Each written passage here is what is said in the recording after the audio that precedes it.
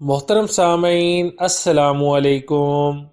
नारियल का तेल, मकई का आटा चूंकि एंटी फंगल है, इसको नारियल के तेल में मिलाकर डायपर रैश क्रीम बना लें। ये आपके बच्चे को रैशेज और दाग धब्बों की परेशानियों से निजात दिलाने में मदद देती है। तरीका: एक पतीली में 2 चम्मच नारियल का तेल गर्म कर लें और इसमें 1 चम्मच मकई का आटा डालें और अच्छी तरह चम्मच चलाएं। साथ ही एक विटामिन ई का कैप्सूल शामिल कर लें। इस तरह एक क्रीम तैयार हो जाएगी। इसको मुतासिरा जिल्द पर लगाती रहें जब तक कि रैशेज खत्म ना हो। हमेशा सुबह ये नाश्ता खाना चाहिए। देसी घी वाला पराठा, अदरक का मुरब्बा, अंडे का हलवा और मूली खानी चाहिए। दोपहर के वक्त ये खाना इंसान के लिए बहुत ही मुफीद होता है। चने का शोरबा, मोंगरे, दाल मूंग, घी तोरी, लसूड़े का अचार, घी वाली सेवइयां। बालों का गिरना एक आम मसला है जिससे तकरीबन हर दूसरा फर्द परेशान नजर आ रहा है। बाल गिरने की एक उम्र होती है, मगर आजकल खराब आबो हवा की वजह से बालों की उम्र से कब्ल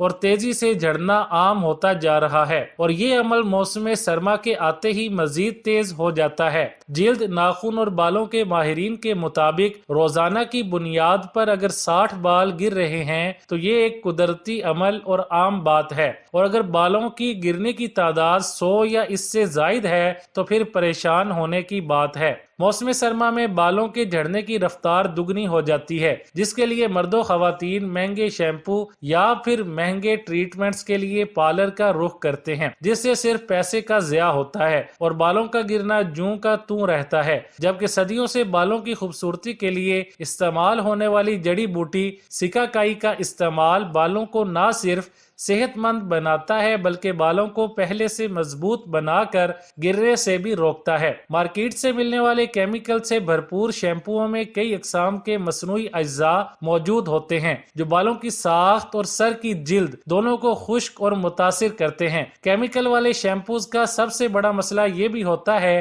कि वो बालों से ग्रीस साफ करने के लिए डिटर्जेंट की तरह काम करते हैं। बालों को रोजाना शैम्पू नहीं करना चाहिए। इसके बजाय जब शैम्पू इस्तेमाल ना करें तो सिर्फ नीम गर्म या ठंडे पानी से ही सर धो लेना अच्छा है। अगर आपके बाल जल्दी चिकने या पसीने में हो जाते हैं और आपको शैम्पू की जरूरत पड़ती है तो इसके लिए हल्के शैम्पू का इस्तेमाल करें। बालों की बजाय सर की जिल्द की सफाई पर ज्यादा ध्यान दें। दांतों से किसी भी फर्द की शख्सियत का अंदाजा बआसानी लगाया जा सकता है। हम में से अक्सर मर्द हजरात पान छालियां खाने के पाबंद होते हैं और इस चीज को नजरअंदाज करते हैं कि दांतों की सफाई करवाएं। कम से कम साल में एक बार भी डॉक्टर से दांतों की सफाई करवा ली जाए तो आपकी शख्सियत पर मुस्बत असर पड़ता है। अगर ये मुमकिन नहीं तो दांतों को चमकदार रखने के लिए देसी घरेलू टोटके जैसे बेकिंग सोडा, नारंगी के छिलके भी इस्तेमाल किए जा सकते हैं। अगर चमड़े के जूते आवाज देने लगे हैं तो जूते के अंदर से सोल निकाल कर गिरी का तेल जूते में लगा दें और जब चमड़ा तेल जज़ब कर ले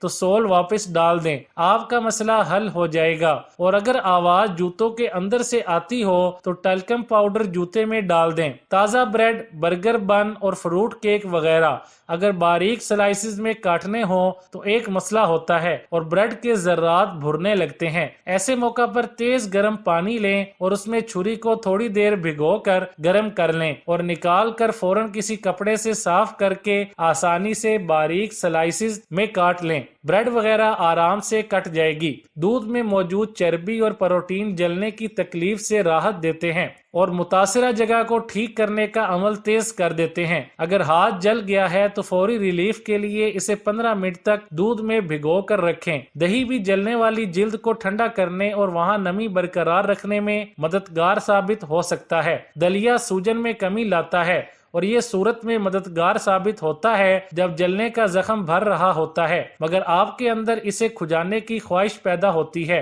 1 कप दलिये को बाल्टी में भिगो दें और वहां मुतासिरा जगह को 20 मिनट तक भिगो कर रखें। बाज बच्चे जब पैदा होते हैं तो उनकी नाफ फूली हुई होती है। उनके लिए ये बहुत ही आजमूदा टोटका है। ऐसे बच्चों के लिए एक बैंगन अगर जला लें और इसमें थोड़ा सा आंख वाला सुरमा लगा कर रख लें, रोजाना बच्चे की नाफ पर लगाएं। इससे बच्चे की नाफ कुछ ही दिनों में बिल्कुल ठीक हो जाएगी।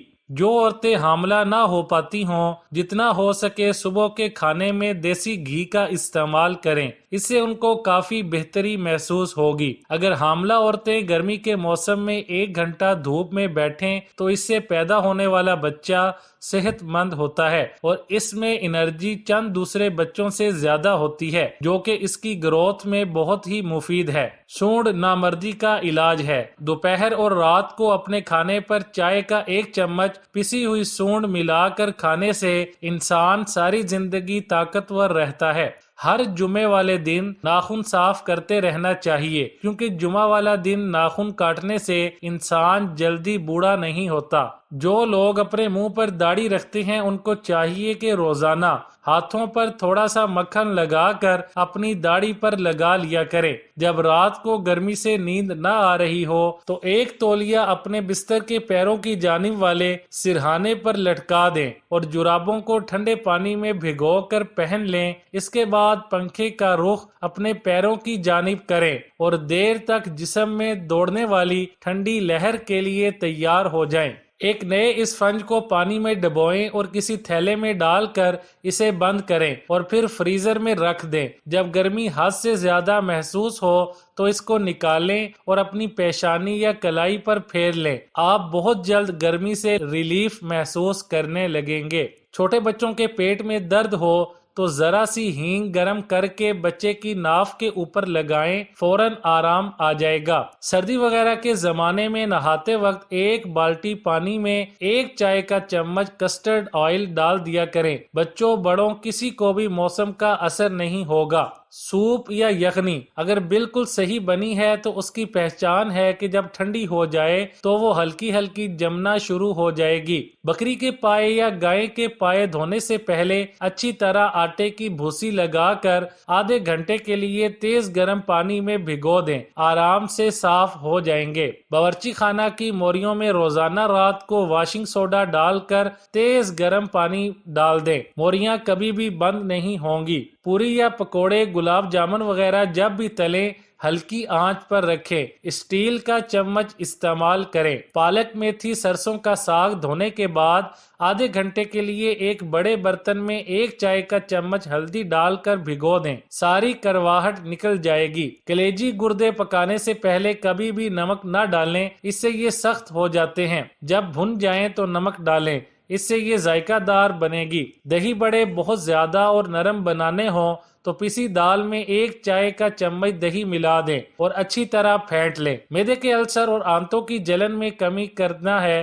زخموں کے بھرنے کی رفتار بڑھاتا ہے، یادداشت اور ذہانت تیز کرتا ہے۔ تیز بخار خون میں سرخ خلیوں کی کمی اور خون کی دیگر بیماریوں میں بھی فائدہ مند ہے۔